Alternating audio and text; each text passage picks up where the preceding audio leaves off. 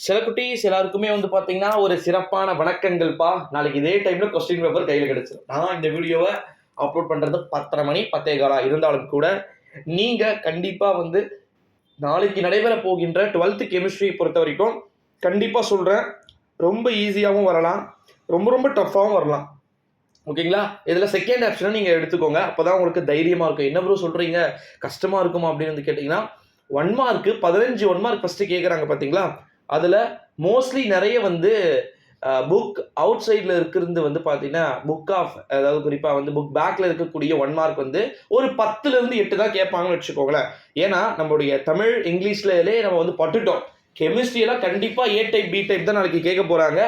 ஏ type, B type கெமிஸ்ட்ரிக்கு இருக்கும், பிசிக்ஸ்க்கு, மேக்ஸுக்கு இது மூணுத்துக்கும் கண்டிப்பா ஏ டைப், பி டைப் இருக்கும். ஏன் அப்படின்னா, இதெல்லாம் எதுக்கு தேவைப்படுற மார்க்ஸ்? கட் ஆஃப்க்கு தேவையான மார்க்ஸ்.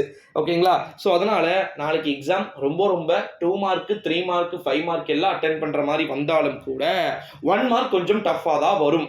ஏன்னா நமக்கு ரொம்ப ரொம்ப ஈஸியா இருக்கக்கூடிய சப்ஜெக்டே கஷ்டமா கேட்டாங்க அப்படின்னா, கஷ்டமா வரக்கூடிய சப்ஜெக்ட் ஈஸியா கேட்பாங்களா? அப்படி நடந்தா சந்தோஷம் தான். கீழே டிஸ்கிரிப்ஷன்ல நம்முடைய டெலகிராம் குரூப் லிங்க் இருக்கு.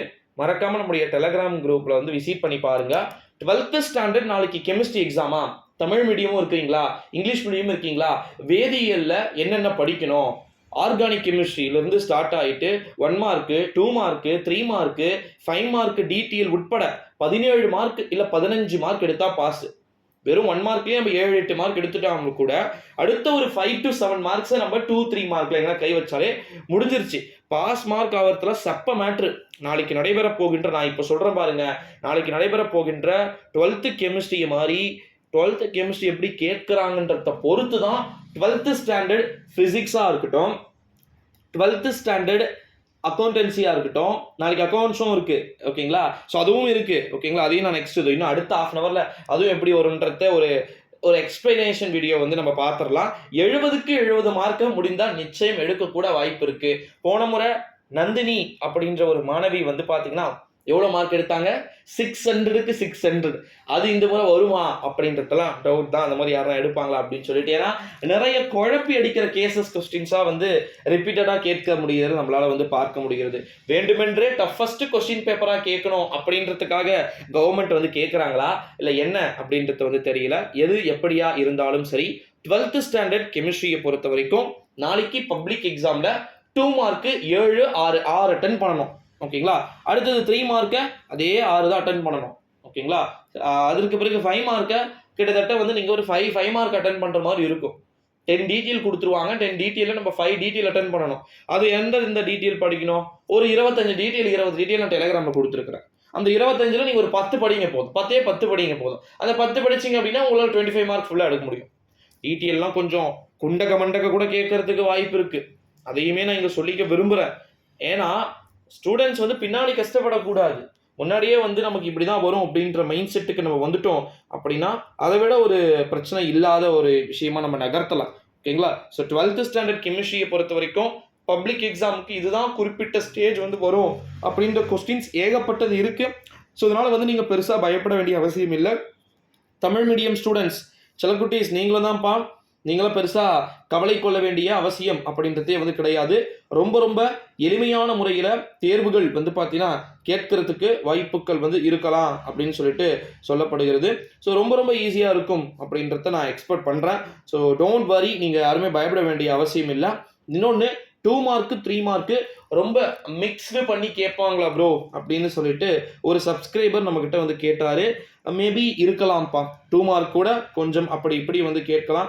எப்படி கேட்டாலுமே நீங்க வந்து அதை அட்டென்ட் பண்ணணும் அப்படின்ற ஒரு நோக்கத்தோட வந்து நீங்க செயல்படுங்க. அப்பதான் வந்து நம்மளால வந்து ஈஸியா ஸ்கோர் பண்ண முடியுன்றதை நீங்க புரிஞ்சுக்கோங்க. 12th கெமிஸ்ட்ரியை பொறுத்த வரைக்கும் நீங்க என்ன நினைக்கிறீங்க? இதுதான் வரும், அதுதான் வரும்னு சொல்லிட்டு என்ன மாதிரியான விஷயங்கள் இருக்குன்றத நம்ம வெயிட் பண்ணி தான் வந்து பார்க்கணும். அது மட்டும் இல்லாமல் இன்னொன்று டைமிங் பத்துமா அப்படின்னா அசால்ட்டாக பத்தும்பா.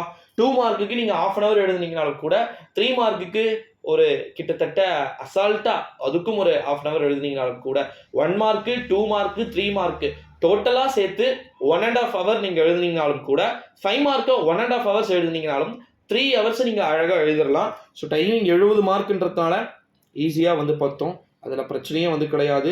நாளைக்கு 11ஆம் தேதி நடைபெற போகின்ற வேதியியல் பாடமாக இருக்கட்டும், 12th ஸ்டாண்டர்டுக்கு கெமிஸ்ட்ரியாக இருக்கட்டும், 1 மார்க் தவிர மற்றது அனைத்தும் ஓரளவு ஈஸியான முறையில் ஈஸியான மெத்தடிலேயே கேட்கப்படுவதற்கு வாய்ப்புகள் வந்து இருக்கிறது. ஓகேங்களா? ஸோ அதனால வந்து நீங்கள் அதை பற்றி கவலை கொள்ள வேண்டிய அவசியம் வந்து கிடையாது. 12th ஸ்டாண்டர்ட் கெமிஸ்ட்ரி எழுதக்கூடிய ஒரு விதமான மாணவ செல்வங்களுமே கட்டாயமாக நாளைய தேர்வில் சீக்கிரமாக போயிடுங்க. கடைசி நேரம் என்பதால் ஒரு மதிப்பெண் வினாக்களை பாருங்கள். எல்லாருமே வைப்ல இருப்பீங்க, மஞ்சுமல் பாய்ஸ் வைப்ல. ஸோ அதுலேருந்து வெளியே வந்துட்டு எக்ஸாம்ஸை கொஞ்சம் படிச்சுன்னு 10 நாள் தான் இருக்குப்பா. கெமிஸ்ட்ரி முடிஞ்சு ஃபிசிக்ஸ் முடிஞ்சிச்சுன்னு வச்சுக்கோங்க, கதை முடிந்தது. மேக்ஸ் ஒன்று தான். மேக்ஸ் ஒன்று தான். அதாவது நான் சொல்கிறது நார்மலாக இருக்க ஸ்டூடெண்ட்ஸ், காமர்ஸ் ஸ்டூடெண்ட்ஸ்க்கு காமர்ஸ் இருக்குது, இன்னும் ஒரு சப்ஜெக்ட் வந்து இருக்குது, எக்கனாமிக்கில் இருக்குன்னு நினைக்கிறேன். ஸோ அதெல்லாம் வந்து ஈஸியாக முடிச்சிடலாம், பிரச்சனைலாம் ஒன்றும் கிடையாது, தட்டி தூக்கிடலாம் வாங்க. ஓகேங்களா? 12th ஸ்டாண்டர்ட் கெமிஸ்ட்ரி ஸ்டூடெண்ட்ஸ் ரொம்ப ஈஸியாக வரும் அப்படின்ற ஒரு நம்பிக்கையை வைப்போம். கண்டிப்பாக நம்பிக்கையோடு இருங்க. கீழே டிஸ்கிரிப்ஷனில் டெலகிராம் குரூப் லிங்க் இருக்குது. 2 மார்க்கு எந்தெந்த லெசன்ல இருந்து படிக்கணும், அப்புறமா வந்து அக்கௌண்டன்சிக்கு என்னென்ன படிக்கணுன்றத உட்பட நான் கீழே டிஸ்கிரிப்ஷன் டெலகிராம் இருக்குது, மறக்காமல் வந்து ஜாயின் பண்ணிக்கோங்க செலிபிரிட்டிஸ். நன்றி, வணக்கம்.